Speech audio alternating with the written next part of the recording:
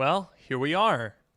I think we should be good to go. Let me check analytics here. We should be should have some folks coming in at this point. Welcome to Sunset. This is the pre-show for Dark Mode, which is our new podcast. Yes, brand new. This is the very first episode. So there's a lot that's new about this. Obviously, you can see we've got matching backgrounds. We've got matching microphones, which is very fun. We even have kind of matching jackets, which I think is the most important thing to have. Indeed. Now, I am curious, for those in the chat, which of these jackets you prefer? Oh, Because yes. I gotta say, personally, I'm a big fan of the black and white. I think it's a little bit more daring than the blue. It is a good look, but I will say I really like. Let me see if I can make it visible. There is a pocket square. It's a little bit hard to see, but there is a pocket square with a very fun design on mine. So I have to give it some credit there. Hang on a minute. I've just noticed something else. What's that? Our jackets match our headphones. Oh, you're right. I did not notice that. You've got navy blue headphones. I've got these sort of dark silver, and it totally works.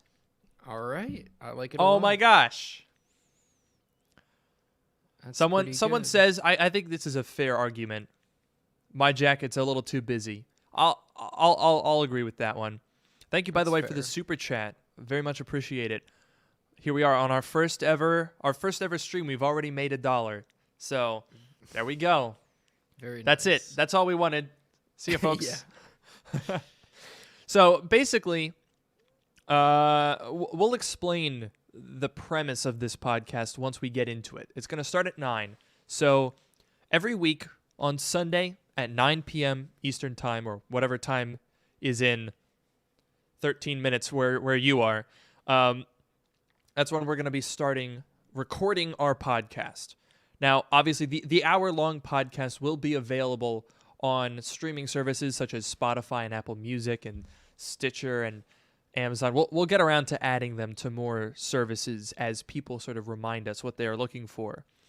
But 15 minutes beforehand every week, and we might even that can be kind of fluid. Like if we want to hang out with you guys, we might even go half an hour, 45 minutes before the actual podcast, and that's when we're gonna kind of chill here and hang out with you guys before we do the actual recorded podcast that you'll be able to listen to on streaming services. Someone actually asked a really great question. Why are we not in the same frame?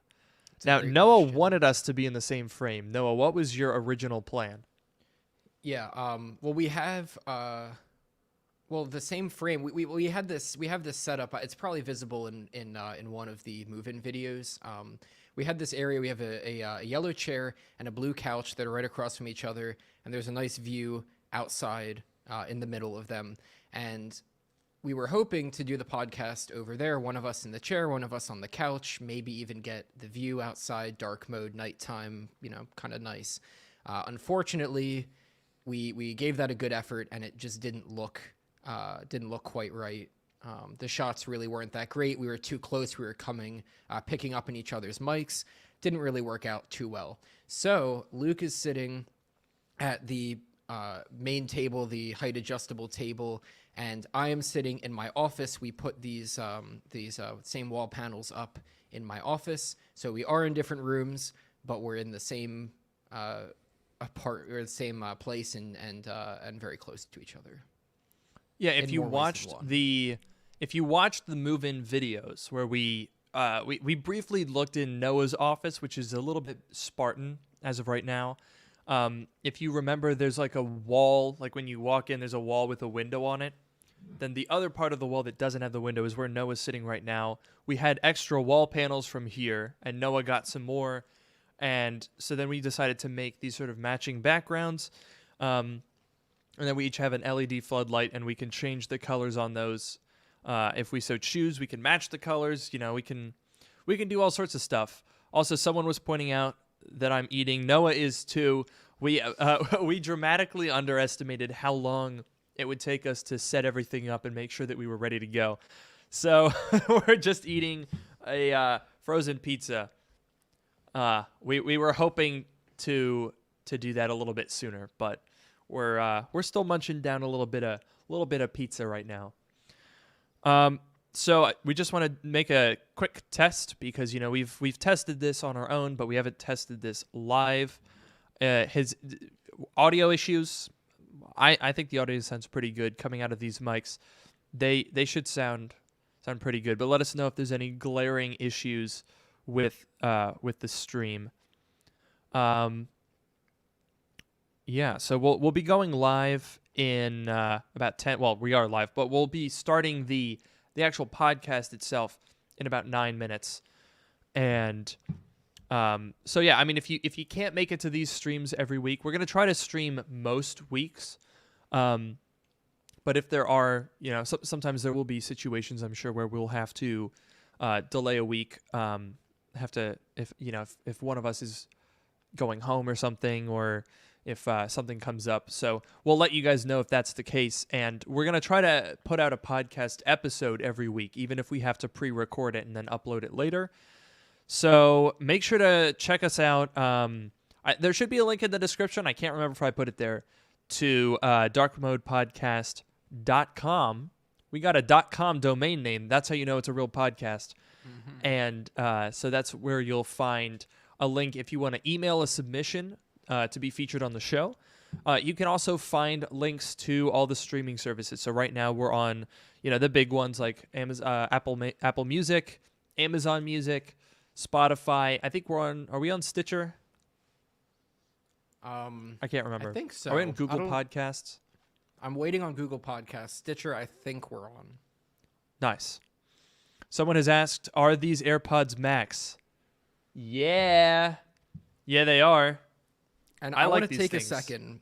I want to take a second because someone said they look a billion times better than my small, cheap plastic headphones. And I'm personally very offended by these. These are the QC, the Bose QC35-2s, and I love these headphones. I think they're fantastic. I had the AirPods Max, and I returned them because they were too uncomfortable for me. So I just had to take a second to. You didn't just have AirPods Max. Tell these folks while I take another bite of this delicious microwave pizza. Tell them how many headphones you bought. Well, when I got the AirPods Max, I really wanted them to be good, and they were good, but they were just too heavy for me.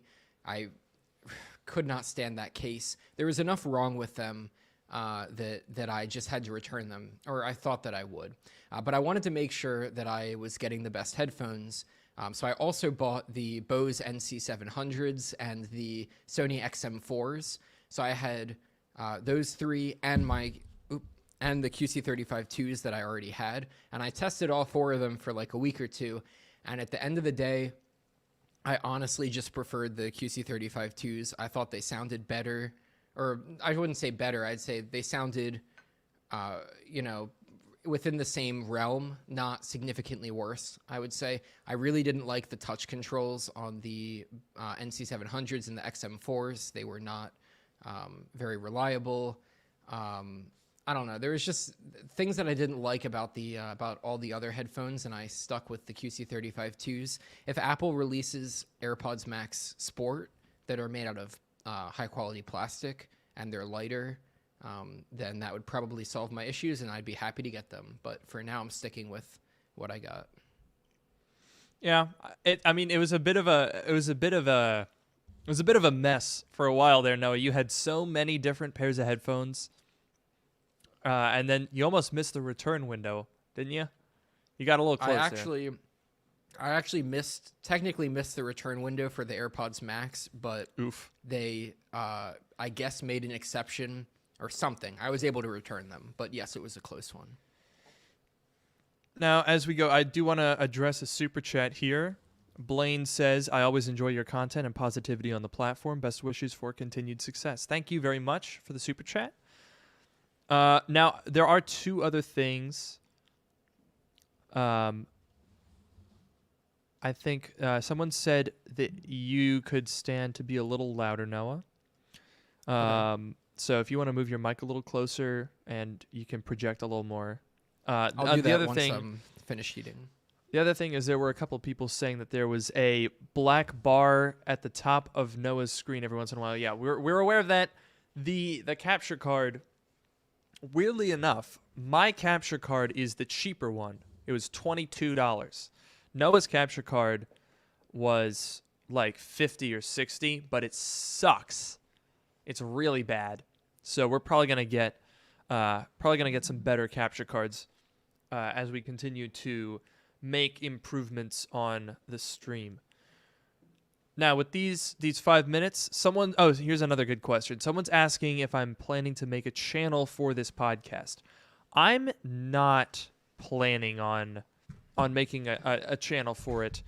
I'm also not sure whether or not these streams are going to stay available. What I think I might do is keep them all unlisted and just kind of have a playlist of them up on the channel, so they won't like show up amongst all the videos, but they'll have a playlist if you prefer to watch along on YouTube. Because I'm sure there are going to be plenty of people who would watch the stream, but time zone differences exist. So there's plenty of people who are probably asleep right now. Yeah, I don't know where Noah went. He's gone. But oh, he's back. Let's go. Yeah, welcome back. Wash my hands quickly before we got started. Yes. Okay. Someone's asked if we plan on making any more move-in apartment videos. Well, we are moved in, so probably not. But there is one video that we might. Can't really say anything yet because it's still in the idea phase. But we might have another one for Noah's office. Actually, someone's asked if I did a review on AirPod Max, which I did. So you can check that out. It's on the channel. But wait until after the live stream, of course, because can't miss that. So I missed if there were people referring to which of our jackets was better. It seemed like we had a pretty even split of people that were saying that they preferred each of them. I have to say, I think the coordination is top notch. The headphones with the jackets, it's a good look. That's a great observation. We didn't plan that at all, but I think it's nice. I honestly, the AirPods Max look really good with this jacket. Like, ooh, they do. That's a good look right there. Someone's asked if they missed a podcast intro. No, you are currently watching Sunset, which is the pre-show before Dark Mode. See how we did that there? It's pretty funny, huh? That was me like 20 minutes ago. Yeah, Noah came up with that, and I was like, ooh, yeah, that's really good. So that's what we're going with.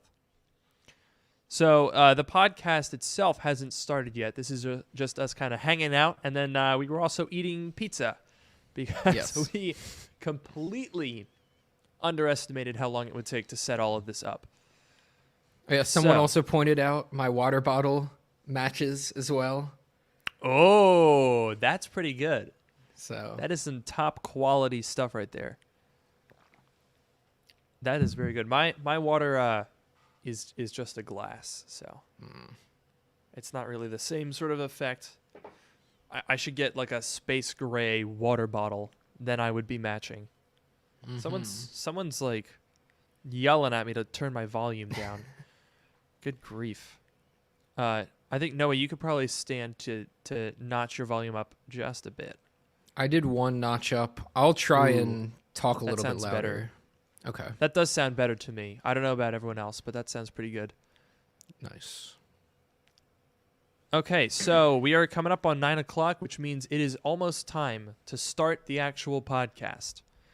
There's not a whole lot of difference because we don't have an intro yet. We might. But we are nearly ready to get started, and that is 9 o'clock. So we are going to go ahead and get started with dark mode.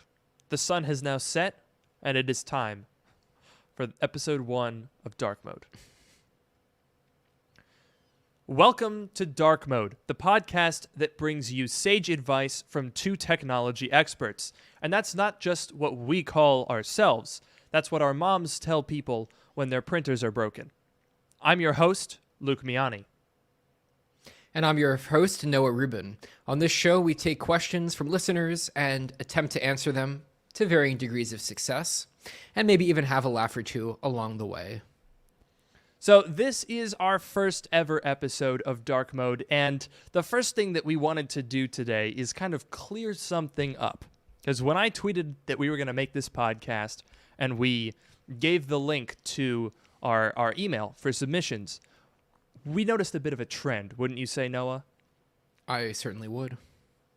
And that trend was basically, we got like 1 million emails asking what MacBook should people buy. And I just want to be super clear right off the top of the bat that this is not going to be the MacBook buying advice hour.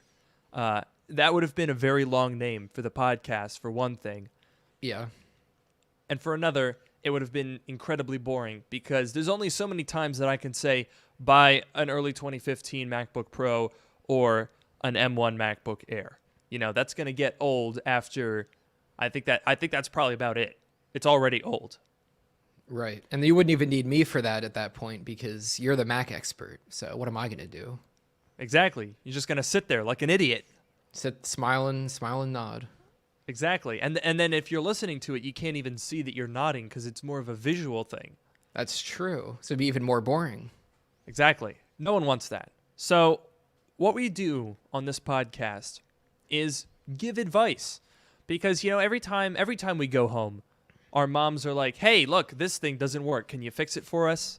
Because, you know, if you're watching this or listening to this and you're a tech person, then you probably know the drill. You know, oh, you know tech? Oh, well, you must know why my Epson printer that I bought in 2007 isn't connecting to my random Dell tower. You know tech, right? You know how to fix that. Mm-hmm. So we do know how to fix that. That's not a brag. That's what our moms tell people, and that's what we're going to prove with this podcast. So I figured the first thing that we should do is just get the Mac buying advice out of the way. You know, some people are going to want to hear it. And to be clear, we are going to talk about Apple. You know, this is still Luke and Noah. We still do a lot of Apple stuff. We're not just going to only do Apple stuff. So, right. First of all, you know, why don't we do a speed round, okay? Noah, you want to whip out a timer? Yes. Let me get my clock up here. All right, I'm ready when you are. You ready? Okie dokie. Let me know when you start 3. the timer, and I will give advice. All right, 3, 2, 1, go. All right, so if you're looking for a MacBook and you're on a pretty tight budget, what you're going to want to buy is either a late 2013 MacBook Air, if you can find one for around $300 or less, or you're going to buy a mid-2012 MacBook Pro 13-inch for maximum upgradability. If you have a little bit larger of a budget to work with, like maybe, I don't know, $500, you're going to buy like an early 2015 13-inch MacBook Pro. If you want something with a little bit more power and you can step up to $600 or $700, then you're going to buy either a late 2013 15-inch MacBook Pro or a mid-2015 15-inch MacBook Pro, respectively. If you have more money than that, buy something with Apple Silicon. All right, so that's the Apple advice. How long was that? That was about 40 seconds, maybe a little bit less, so not too bad. There we go. So that's gonna stop all of these hundreds of emails that I get asking more or less the same question. I'm just kidding. It's not going to stop that. No. So, Noah, would you like to start us off with our first real topic for this episode of Dark Mode?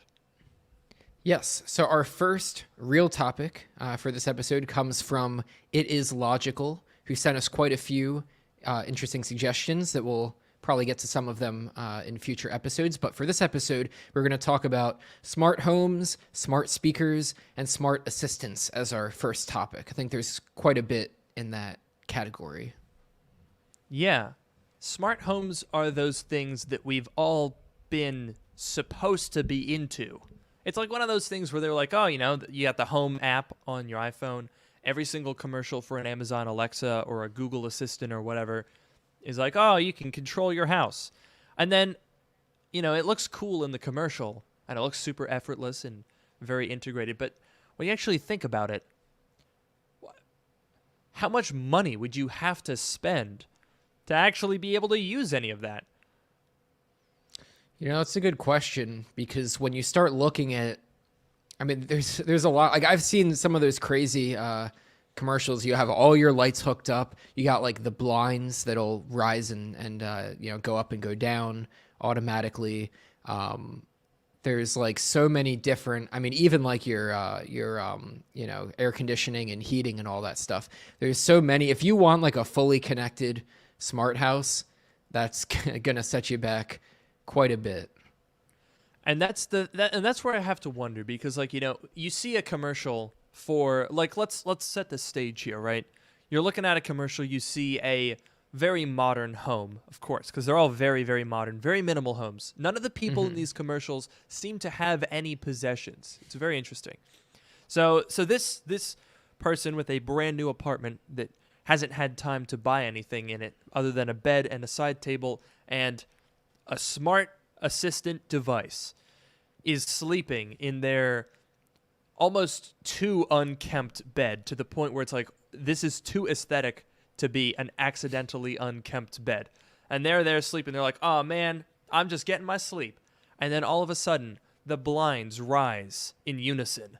Music comes on and it's like, time to wake up. The lights come on in the room and it's like this whole ambiance thing. You guys have seen the commercials. And then if you take a moment to think about it, so a couple hundred, what is it, like $200 for one of those fancy home speakers, home assistant things?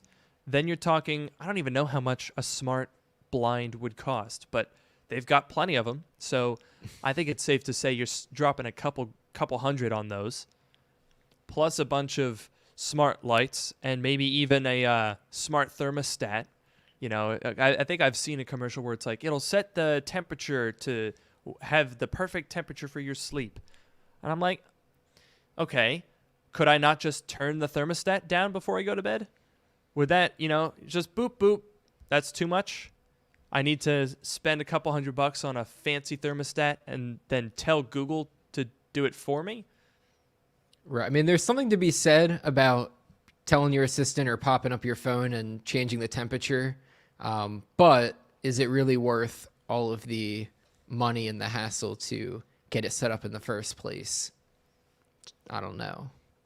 It's an interesting predicament. Now, I think in terms of actual usefulness, or maybe not even usefulness, because let's be honest, smart home products are unnecessary. I don't think there's a single case where you're like, man, I really need that.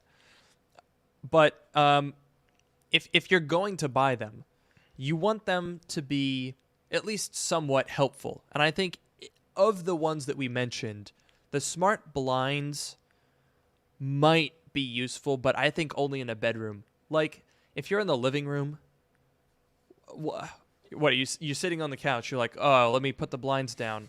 You pull out your phone. Is it really that hard to go and pull on the little string? I mean, actually, now that I've said that out loud, I hate this the string adjustments on the blinds where you got to be like, all right, I got to get a 45-degree angle. Nope, that's pulling it up. Nope, I got to you got to get the string in that little tiny notch where it'll let the blinds go back down. Yeah, I suppose not great. I suppose that would be the only case where a smart assistant would be nice, because every time I wrestle with one of those strings, I almost end up strangling myself in it. It's true, but at the same time, I feel like sometimes even when I'm doing it right, they'll still get stuck and whatever, so you have to hope that it doesn't get stuck when it's automatically opening or closing them. Wait, is that a thing that could happen? Yeah, like the little like all the blinds, like it's a bunch of pieces, right? Sometimes they'll like get stuck and they won't open properly. I don't know. I feel like most of these smart blind things are usually like a shade, So it's Oh, not that's going to be like a true. blind. So I think if for no other reason than to be rid of blinds, it would be worth exploring. But I am curious actually to find out how much these things cost. So why don't you Hmm. take a guess? No, I'm looking this up right now. Smart blinds on Amazon. How much do you think it costs? A standard, I'd have to, I mean, I guess it's like the thing, like a box sort of thing that sits at the top and it has the blinds built into it. At least $100, maybe, I don't know, $100 to $200 range, if I had to guess. I gotta say, you pretty much nailed it. So I'm looking at about 180, some are more like 200. Uh, but it does seem like they're not the biggest things. So you'd need to probably have multiple. Like that's basically $200 per standard size window, and that Oh, basically wow. means if you have atypical windows where it's not going to fit with a standard size, I can only imagine the price would increase exponentially if you're buying custom. Plus, you have to, I mean, presumably they have to be hooked up to power somehow. And I don't think you want to have just like a plug running down to an outlet nearby. So that's going to require like professional installation. That's going to True. add up. If you have a bedroom with like 3 or 4 windows in it plus installation, that's like $1,500 just so that you can have that little scene where you're in your unkempt bed and the sun comes up and your blinds open and you stretch out looking like you've just applied like you've just moisturized your face even though you've been asleep for 8 hours. I don't know if I don't know if I buy that. I think I would save my money at that point. And I do have to wonder, Noah, if you were to pick a smart home device, what would it be? If I had to pick one smart home device, what would it be? Interesting question. Wouldn't be the blinds, I'll tell you that much.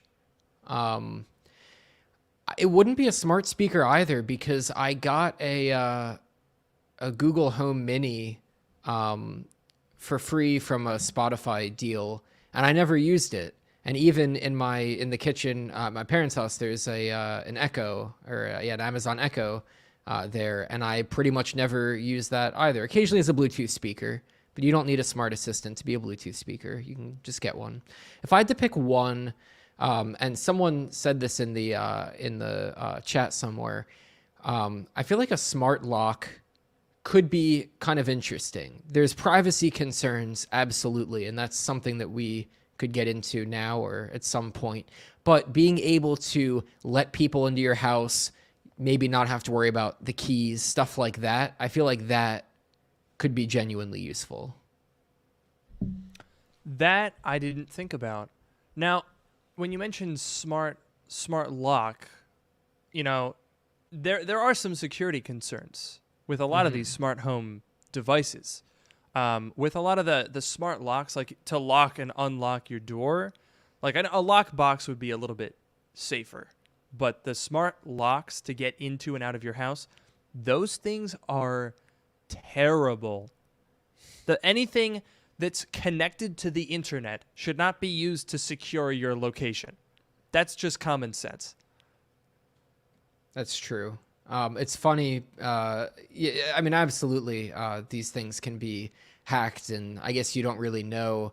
Presumably, the company has some sort of a backdoor or a technician mode that could be activated, accidentally or maliciously. Or I'm not trying to start any conspiracy theories or point any fingers, but if there is the ability to exploit something, then someone's going to try to do it, and they're going to do it. I mean, that's why people pick locks, because that's something that's an exploit that you can do. So if you can do something over the internet, you don't have to be physically picking a lock. Absolutely, people are going to try to do that. Exactly. And I mean, that's the thing, because if you think about the lock that you have on your house or apartment right now, if someone wants to get into your house, they have to be there. But if you're in a situation where, like, these smart locks, where they're all the same, like the hardware is the same. It's a product that you can buy. And there's like a breach. Someone gets into that system or bypasses something, then theoretically all they need to be able to do is not get detected and blocked out by the company, and then kind of look at people's doors until they see one of those locks and say, okay, I can get in there. So you might not be a target until someone notices that lock. Now, obviously, as Noah said, we don't want to spread conspiracies. So to my knowledge, there's no current like weaknesses. There's no like smart lock on the market that's going to basically just be like, hey, come on in, folks. But I did see a video. I cannot remember where it was. It was basically like, how you go in these like YouTube rabbit holes where you're like, how did I get here? Why am I watching this? Yep. I was watching a video by like a locksmith YouTube channel. Such a thing exists. It's quite a wonderful thing.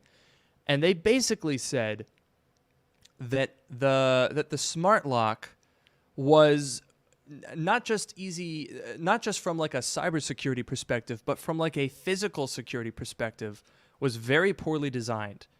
And he was able to, I think he used a drill to get in, and the pins inside the lock were incredibly easy to break through. So that's not even talking about digitally. That's not even like, the whole, do you really want your doorbell uploading video to the internet? That's in sort of like, the thing that's securing your house is not well designed.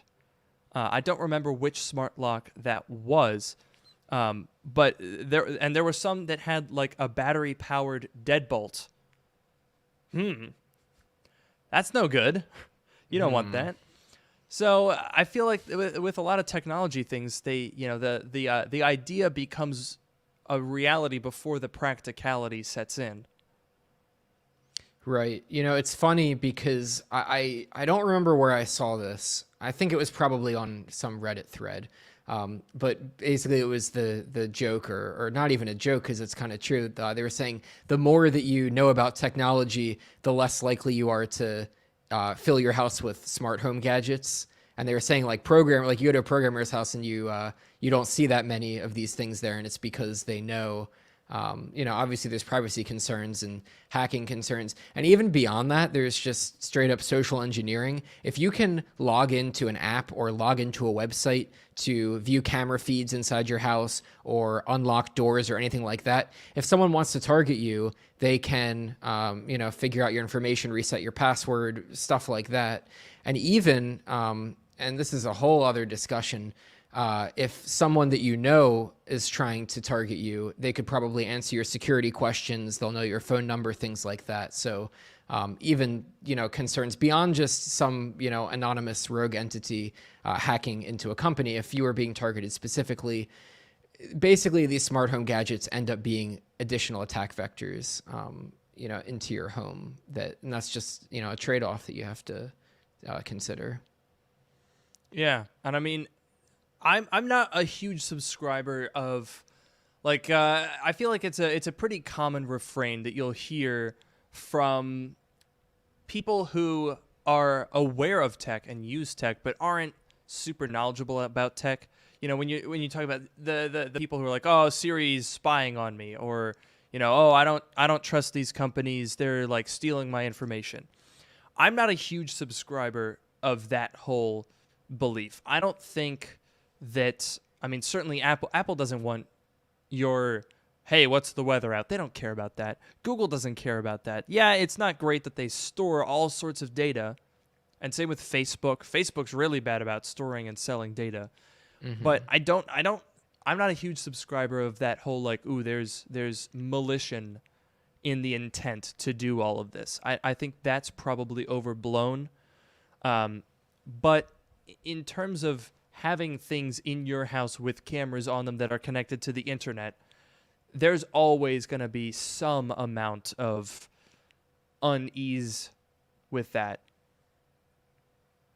Right.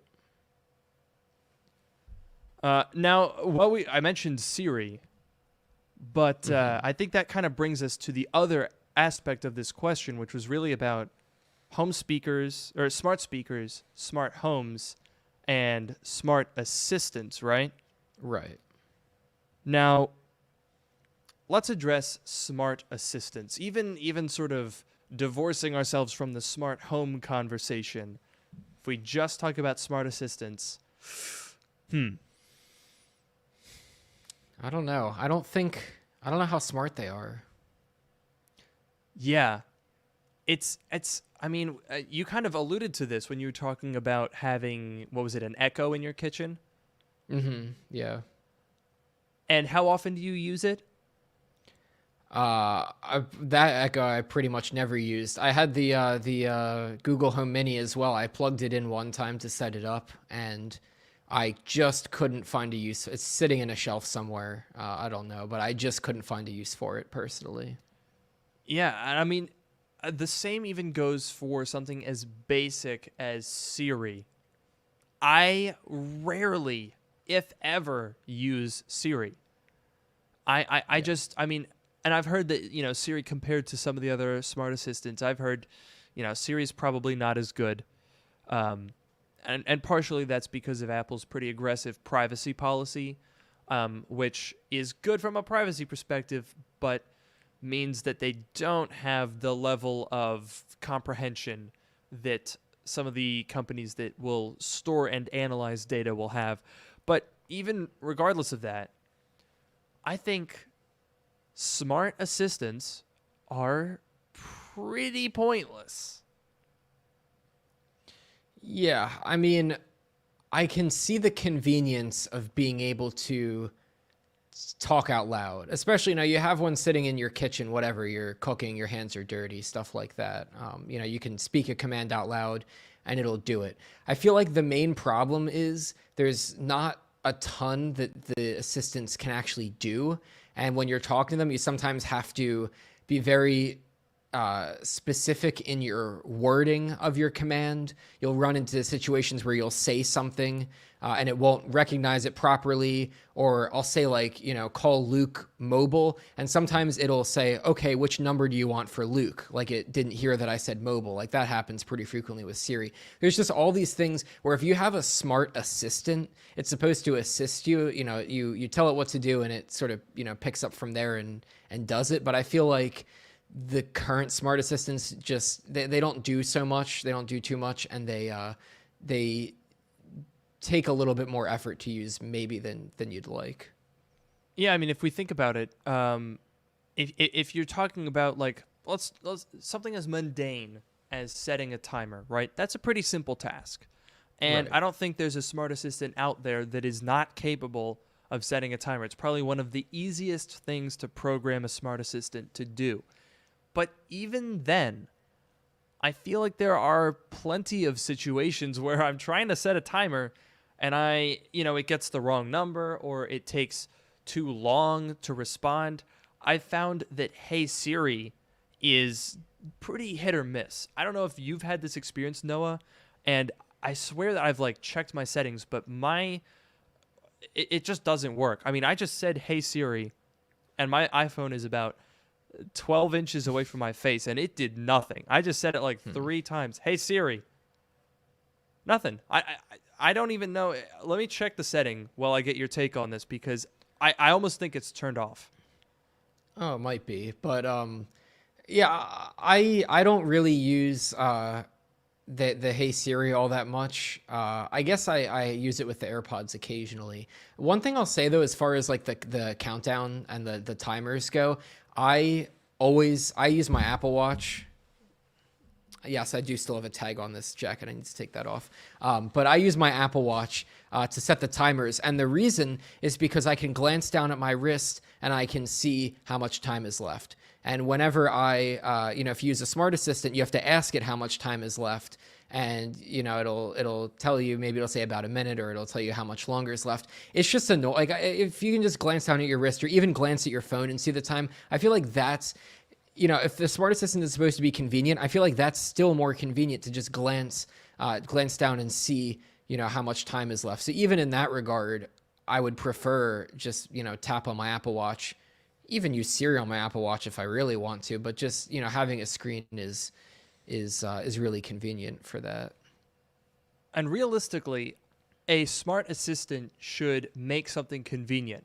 Now, from a user experience perspective, right? If you're using something regularly, you want it to work almost 100% of the time, because as humans, we're sort of programmed to really remember the negative experiences because they stick out. So if you're talking about a smart assistant not listening to you, if it gets it 8 out of 10 times, those 2 out of 10 times are going to be your primary memory.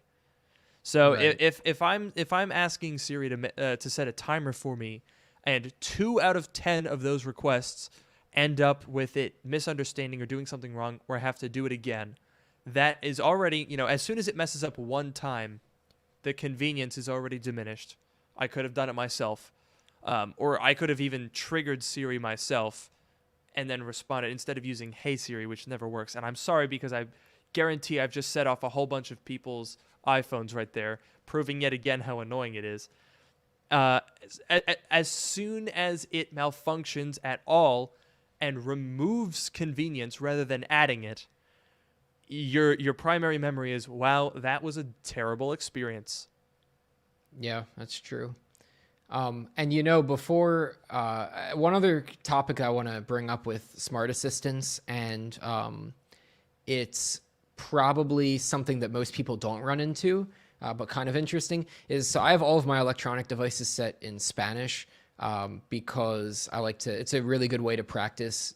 Pro tip there: if you want to learn a language, set your phone to that language, set your computer, whatever, and it's a little bit of immersion learning in that way. But I have my phone set in Spanish and all that stuff, and you can set the Siri language independent of the system language, but I'd prefer to have Siri in Spanish, so if I ever have to talk, I can practice my Spanish a bit. The problem is that Siri, and as far as I can tell, most smart assistants are not bilingual. So if I have Siri set to Spanish and I try to say something in English, like someone's name or the name of a place or the name of a song, I have to say it with a Spanish accent.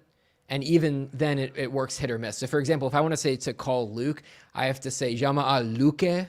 So like if you were saying Luke with a Spanish accent, you'd say like Luque, I guess, if you were pronouncing it directly. So I have to say it like that in order for Siri to know what I'm talking about. And if you're trying to say the name of a place or the name of a song or anything like that, it's just not going to know what you're talking about. So a problem that most people don't run into, fair. But I will say, if you're a Spanish speaker who lives in the United States and you're trying to get navigation directions to a place that probably has an English name, and your Siri, language is set to Spanish, you're not going to have any luck there. So for what it's worth, and that's obviously a very tricky problem to solve, it is something that I personally run into with the bilingual stuff. That's a really interesting point. I hadn't even considered that. And I guess that's really on me for being your sort of typical English speaking white guy to not really think about that sort of thing. But let's be fair, or not fair, let's be real, that's probably the case when you're talking about the development of a lot of these smart technologies. They're not necessarily made with everyone in mind. Now, granted, of course, it's impossible to encompass every possible situation.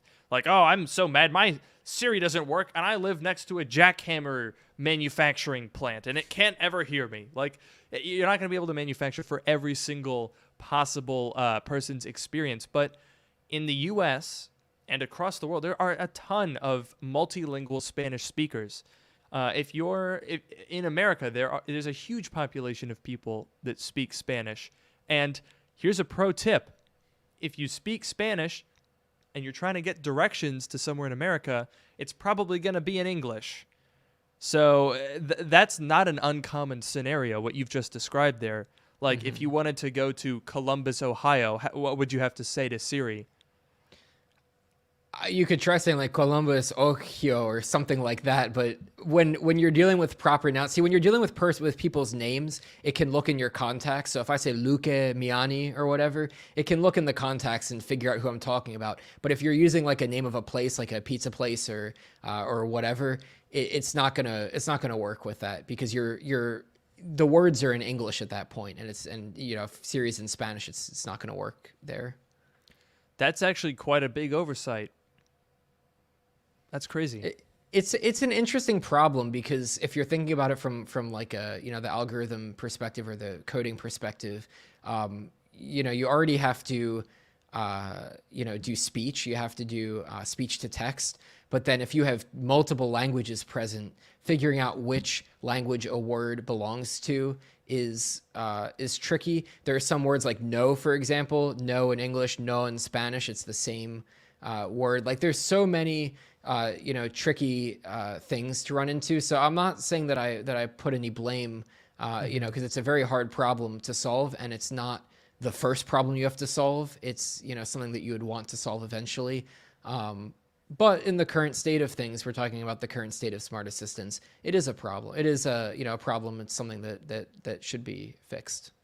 Yeah, I mean, who knows? Maybe in 10 years from now, we'll be at a point where, you know, smart assistants will be hosting this podcast. Noah and I won't even be here. We'll just say, you know, okay, assistant. I won't say it. You know, that's smart thinking there, so no one's gonna get triggered. Literally. Hey, assistant, start dark mode episode 793, and then there it'll go. We won't even need to be here. We're basically redundant. Yeah, eventually. Have you ever seen those videos where they have the two smart speakers talk to each other? Those are really funny. Those are always interesting. It's kind of scary, though, to think it's like two like computers talking. Like, not that anything's, you know, gonna come of it. It's just the thought of like two computer systems talking out loud to each other. I don't know. It's kind of trippy, kind of cool. Oh, it's absolutely trippy. It's the kind of stuff that would have made George Orwell squirm if he saw it. It's like if you could go back in time and, you know, give any historical figure a little surprise, a little sneak peek into the future, and you brought them like a HomePod and an Alexa and somehow an internet connection, and you could have those two talking to each other, that would probably completely annihilate any historical figure that you brought it upon. And we think of it as like the most mundane, useless thing. Right. That's some time period discrimination right there. These silly people in their old times that don't exist anymore. How naive they were. We don't even care. Our smart assistants, our computers talk to each other, and we think they're idiots. All these people back in the day, they were like, "Ooh, computers are gonna talk to each other and they're gonna take over the world." They can't even tell each other what time it is, so the joke's on them. Yeah. Now, I think we actually have. So we've got a couple other questions here. So the other question that we had from Nathan is about storage.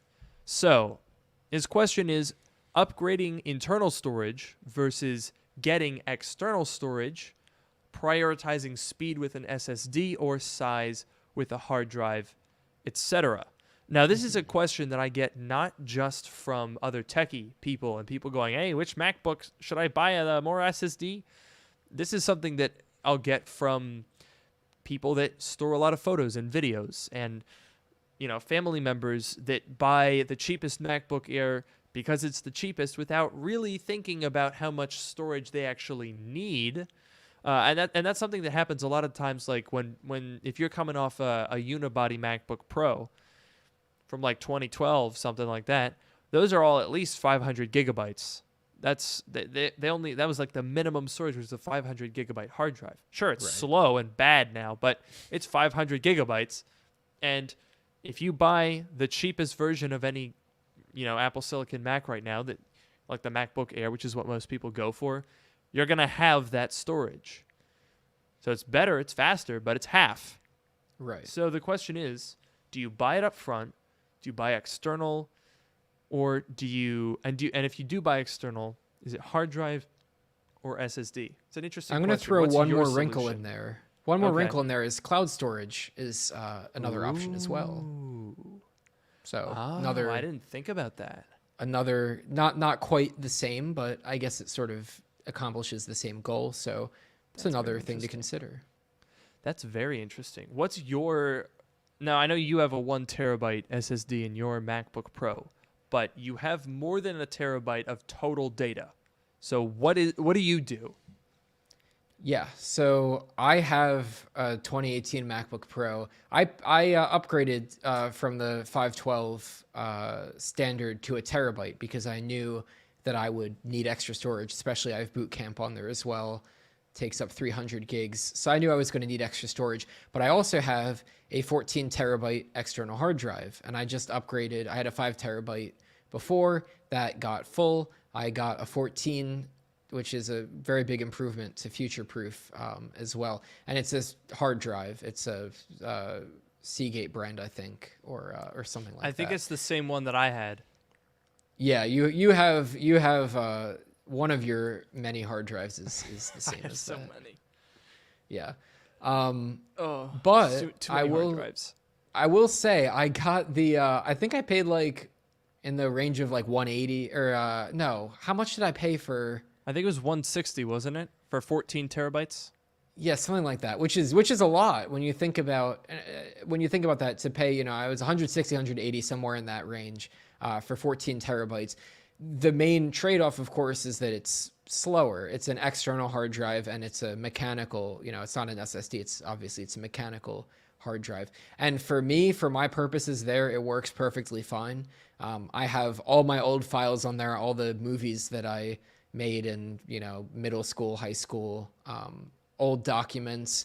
I have a bunch of like old software and virtual machine files and disk images and a bunch of old stuff. And then I also have my backup on there as well. And in scenarios like that, where you have a lot of files and big files and files that you don't access all that often, you want to go with, you probably want to go with the standard hard drive because it's going to be way, way, way less expensive than an SSD. And it's going to be slower, but you don't need the speed because if you actually want to use those files, you can copy them off.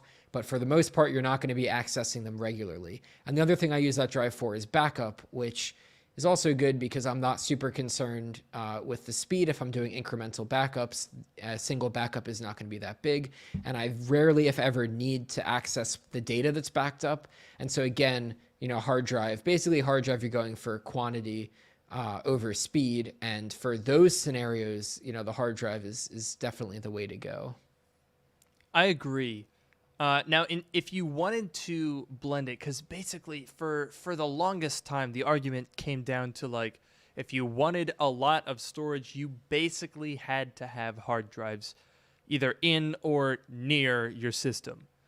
And now, of course, that's still true. SSDs are more expensive than hard drives. However, if I may draw your attention to a little thing known as the Samsung T5 and T7 SSDs, these things are huge in the filmmaking community. A lot of people record to these and store footage on them.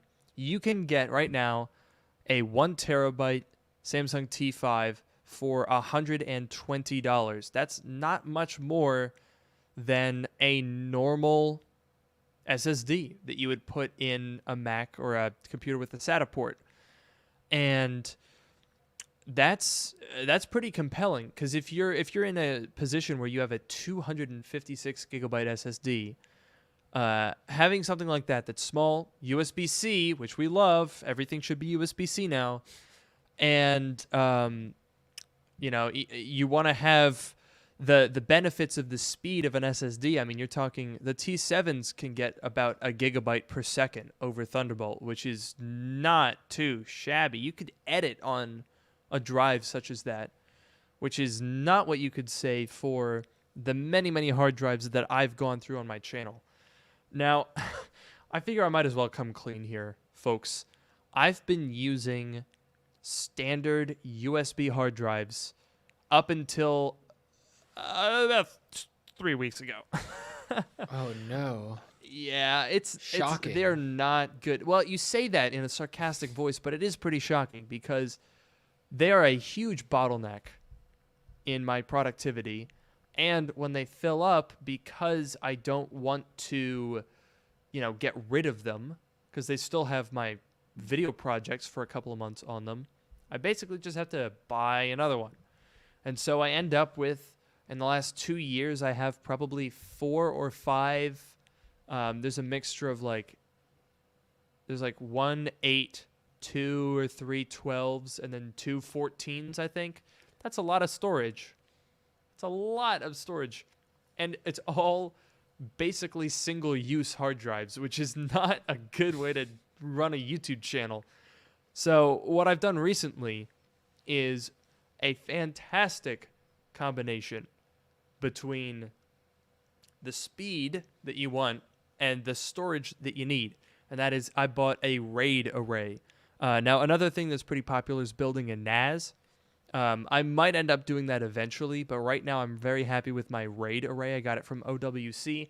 It was $1,800, and it is 48 terabytes across 4 hard drives. It can clock almost a gigabyte per second because, you're using those hard drives in tandem and over Thunderbolt, which really lets you get them shifting. And I think that's a really great option. Obviously, 48 terabytes is a lot. If you need regularly accessed data, a RAID array, maybe not of that much capacity, is a great way to go because it's fast and, more importantly, you're spreading the load between the drives. I have one 14 terabyte drive that I used for a couple of months last year. And by the end of it, my hard drive diagnostic software was saying, yeah, this drive is going to fail. In a couple of months, in under 1 year, I wore out a lot of that hard drive. Because when you video edit on a drive, if you're regularly accessing one of the files on those drives, all the time, those read-write cycles add up very quickly if it's only one drive. Whereas if you're spreading it on 4, then you've got a little bit more leeway. Plus, you have redundancy if a drive does fail. Yeah, that's true. I mean, depending on how you configure it, you can configure it so that you have less effective storage, but some of the storage is used, for redundancy and backup. And obviously a RAID array is going to be a little bit more of a commitment. I don't think it's more, technologically tricky by any means. It comes with some software that you install and you're basically good to go at that point. But you do get a benefit. You can swap out drives. Drives get full, you can swap them out for new ones. And then if you ever need to access the old data, swap them back in and you're good to go. So it's definitely, if you're buying a ton of those hard drives, in the enclosures, maybe a RAID array is a worthy investment. I don't think for most people, it would necessarily be the way to go. But when you're, a YouTuber and you have tons of, big video files, that in that case, that's definitely the way to go. When you're a YouTuber and you got a lot of files, where do you turn? RAID arrays or NAS. If I were a little bit less lazy, I would do a NAS. I basically bought the RAID array because it was like a plug and play situation. I even bought it pre-configured, I'll admit. I ended up paying a hard drive premium. I'm ashamed, but I'm not embarrassed because, I did what had to be done. We were moving into a studio. I'm not about to be like, oh, I've got to plug them in. So I just bought it pre-done. That's not the word that I was thinking of. What word was I thinking of? Pre-configured. Oh, yeah. There you go. That's what I was thinking of. There we go. Oh, man. Yeah, honestly, here's what I'm thinking. Okay, imagine this. You want to have hard drives. You want to have expandable storage because let's be honest. External storage, sometimes you want to be expandable too. Let's not pretend that we've not been in a situation where you buy a 2 terabyte external drive and you think, well, there you go, I'm good to go. That's gonna last me for a long time. And then you fill it up and you're like, ugh, I really wish that I could just have everything in one place. Well, ladies and gentlemen, let me introduce to you the stackable hard drive. So picture this in your mind, all right? You bear with me, Noah, because you're sort of like my my beta test candidate for this idea. All right. So, all right. what if you had essentially a power supply base that had a number of dock connectors? So, your Thunderbolt has your power connector, and then you can buy these like pucks, and in each puck is a 3.5-inch drive of your choosing. And you can add them on your own. You can just buy the pucks that are empty, or maybe you can buy a pre-configured puck. I don't know. And you can put that on there. Like, let's say you start with 4 terabytes, and then you want to expand it a little bit more. You buy another puck. You stack it on top. It's got like these interlocking pins that'll extend, kind of connect it all, and you sort of end up with this stackable RAID array, and you can just keep adding hard drives as you go. Granted, it might get a little tall, but I think it's an interesting idea. So it sounds like the sort of RAID array thing that you have with 4 hard drive bays, but instead of having a set number of hard drive bays, you could just keep stacking them. Yeah. I mean, I'm assuming that there would eventually be a limit on how many you could stack, but if you could just, like, let's say it has a maximum of like 12, right? You could get some big storage up in that tower, and then maybe you could. Granted, you'd reach a limit, right? Okay, I'll admit, but you could get pretty high up there, and you wouldn't have to buy all that storage up front, or have an 8-bay thing, like a massive cabinet with like 2 hard drives in it. It's true. I'd be interested to see how it would look if you made a giant stack of pucks, I guess. My 2 initial thoughts are, at some point you're probably going to need a second power supply, depending on how many there are. And the second one is, who's making these pucks, and are they proprietary, and are you going to have to pay a premium to get into this hypothetical ecosystem? Oh, this ecosystem is absolutely proprietary. Now, don't you worry. Mm-hmm. Okay, good. But okay, now let's be fair. We're not talking Apple proprietary here. Like, I'm not gonna lock your removable SSD such that if you wanted to upgrade it, you couldn't, which is what I believe they did for a little while. I think they might have reversed on that particular decision with the Mac Pro, but for a while that SSD was tied to the computer, so you couldn't upgrade it. That's not what we're talking about here. We're not going to be that shady with our business practices. In this new hard drive tower ecosystem that I'm envisioning here, you would be able to put a hard drive in the puck. So the puck is really more of a casing.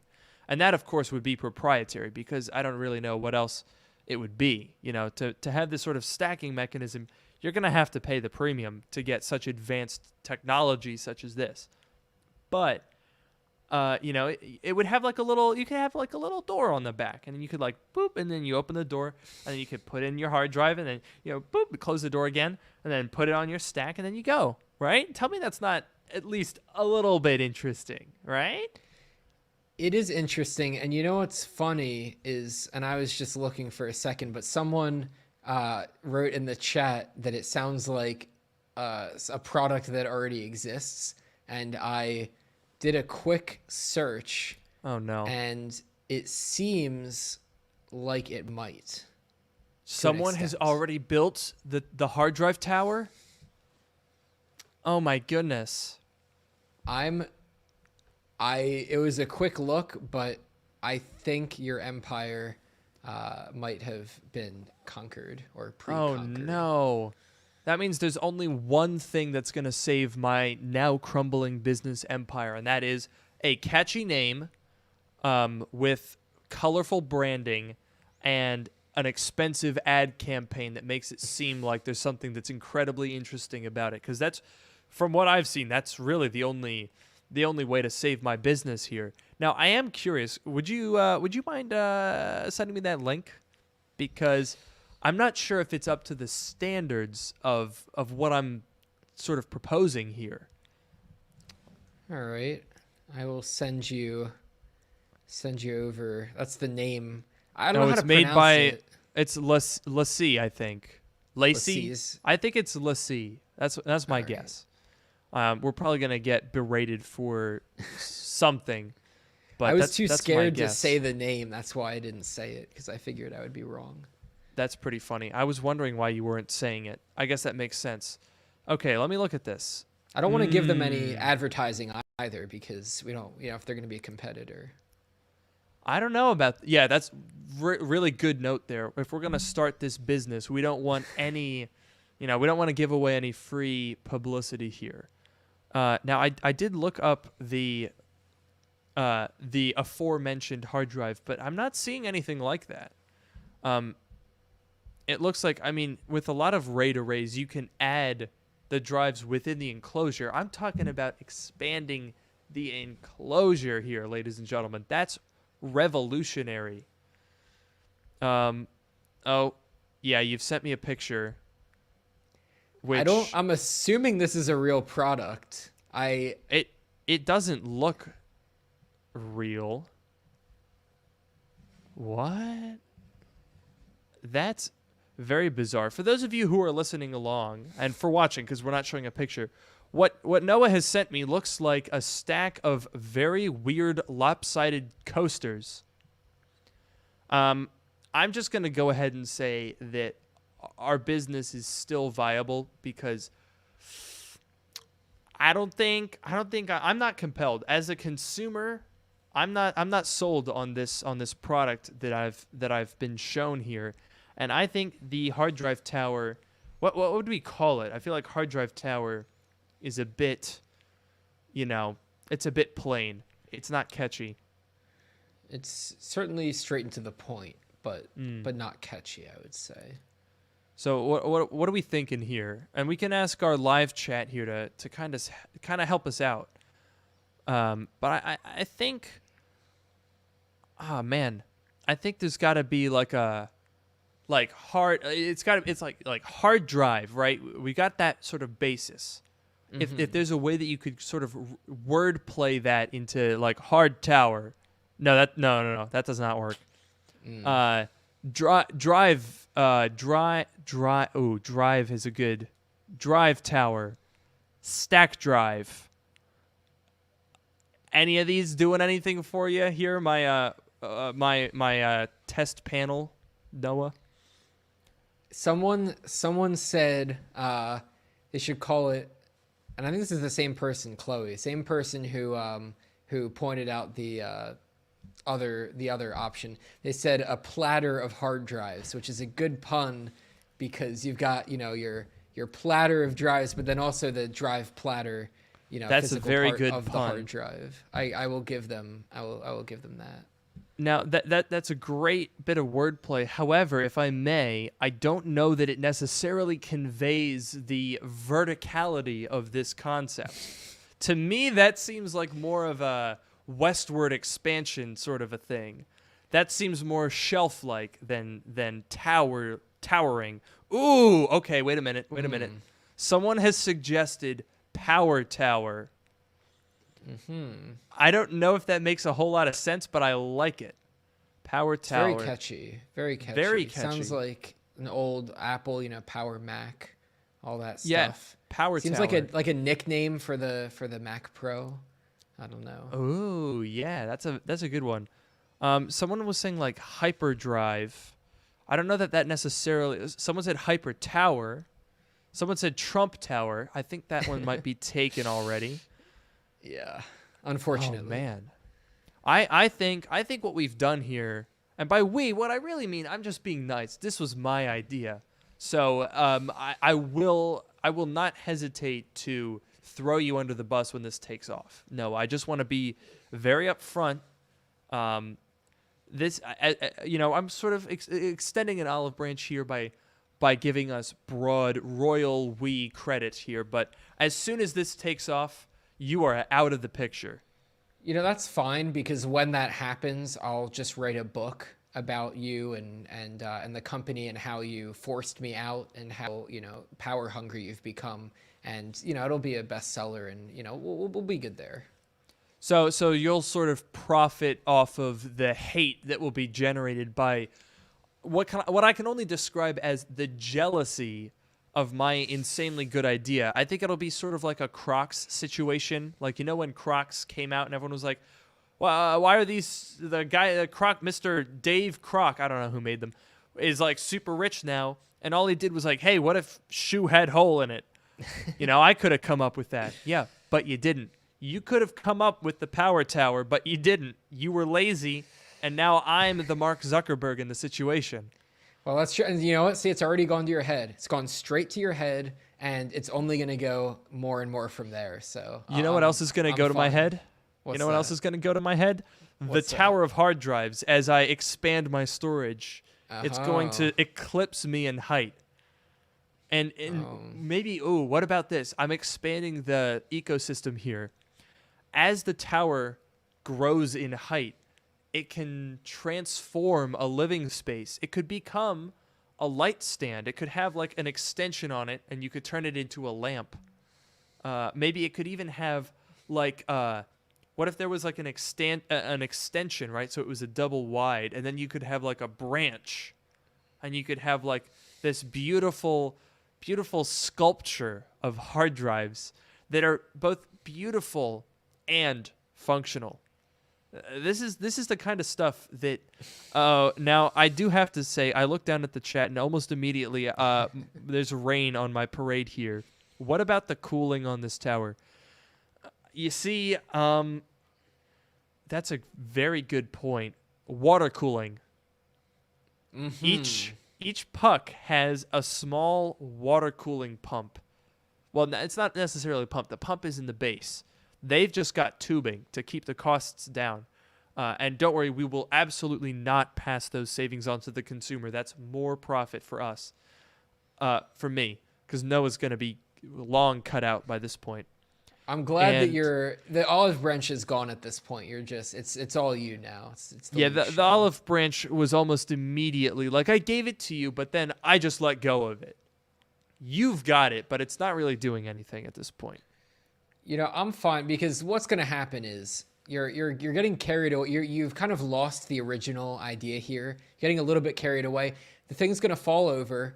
The data's going to be lost. The pipes are going to shatter, and the water is going to get all over the hard drives, and you're going to have a lot of unhappy customers, and that will be the end of that. You're painting a really unflattering image of what I think is a fantastic idea. I know you think it's a fantastic idea. And that's not just me. There are literally 270,000 people that agree with me.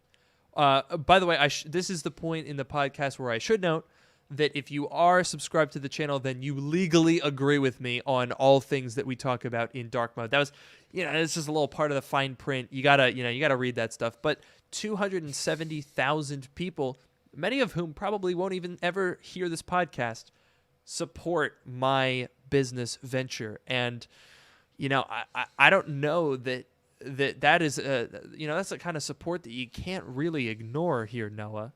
You really want to fly in the face of 270,000 proud people? I will wish you the best of luck on this endeavor that is definitely real and definitely going to happen. The best of luck. I hope you do well. And if you do, I'll buy your product. I will. Oh, you will? Because I do not offer a friend and family discount. I just want to be very upfront about that. You're going to have to pay full price, plus shipping and handling. And as long as you handle it personally, I will pay extra. We can talk about that. I might have I could consider doing a limited production run of hand painted Power Tower pucks, which is, now that I say it, very fun to say out loud. A Power Tower puck. You could have a Power Tower base, a Power Tower puck, a Power Tower lamp accessory. This is really almost infinite expansion here. Someone just said in the chat what I think is very accurate. Steve Jobs had nothing on me. All right. This is a little bit. I just like how this has grown from a silly idea into I am. So you're right now. I'm better than Steve Jobs. The next step is going to be I am God.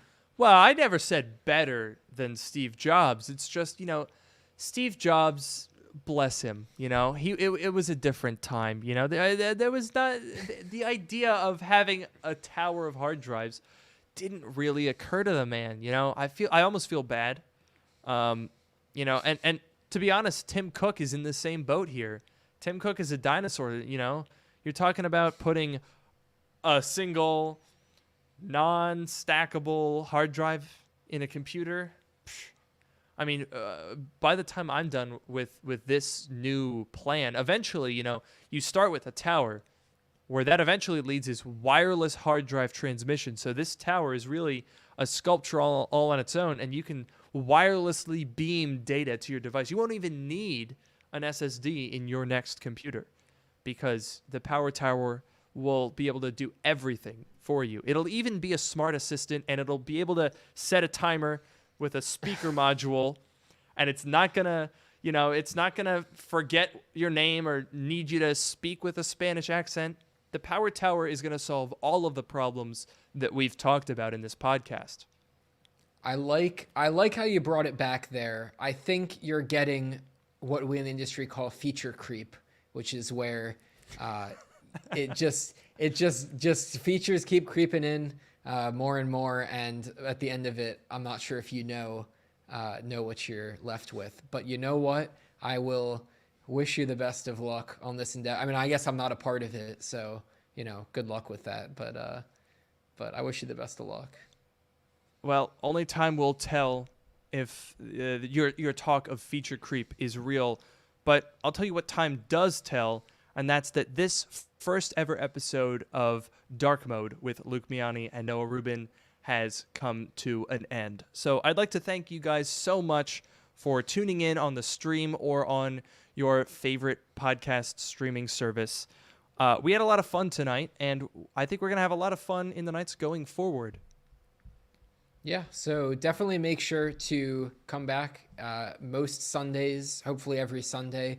Hopefully. 9 p.m. is when we're starting, 9 p.m. Eastern. But if you come by 8:45, maybe earlier sometimes, we can hang out and chat a little bit in Sunset, which is the before show. And you can find us on hopefully your favorite podcast service. If not, you can send us an email. And in general, if you have some topics that you want us to talk about on the podcast, you can send us an email to submissions@drkmodepodcast.com. We'll take a look at it. Maybe we'll include it. So with that, thank you guys so much for joining us here on Dark Mode. I have been your host, Luke Miani. And I have been your host, Noah Rubin. Thank you all for joining us. Good night.